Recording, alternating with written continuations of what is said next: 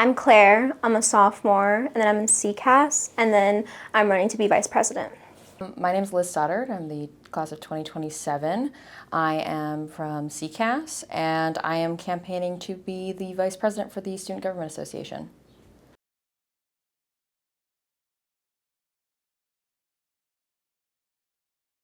I want to be vice president because I think there's a lack of representation within the SGA. I feel like there's a certain type of voice that's been at the forefront for too long, and I think that doesn't represent our whole entire student body.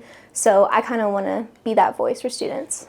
I've had like a really small cohort with other Latino students at GW, so it's been really fun. Like, I don't know, it's been kind of affirming for my own like culture and being like more empowered in my identity. A lot of people think that SG is all these kids who are just like super into like politics and that's their whole life, but it's really not. Everyone has a lot of things they do outside SGA, and I wish that was portrayed more. If you were to win vice president, how would you hope to sort of like combat this perception?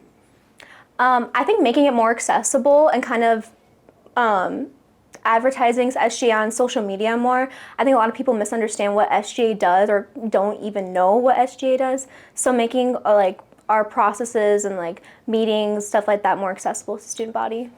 I want to be vice president because I think I'm the most qualified for the job. Not only have I moved legislation forward, I have the most bills passed this year, but I've also learned a lot of like the technical and social and political skills that make me an asset to the vice presidency.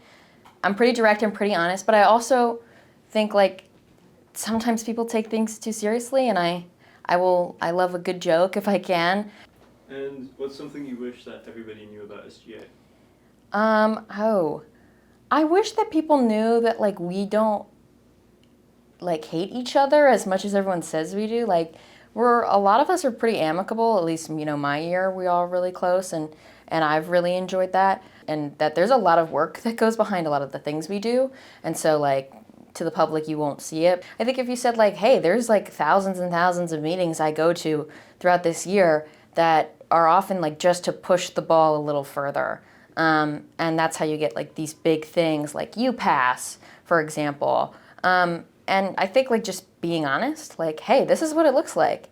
Bringing students in so they can see the process and not like waiting for them to fill out a survey, but like actually going to where they are. I think like that's a great way to combat misconceptions because often we're seen in our little ivory tower tucked away, and I don't think that should ever be the case.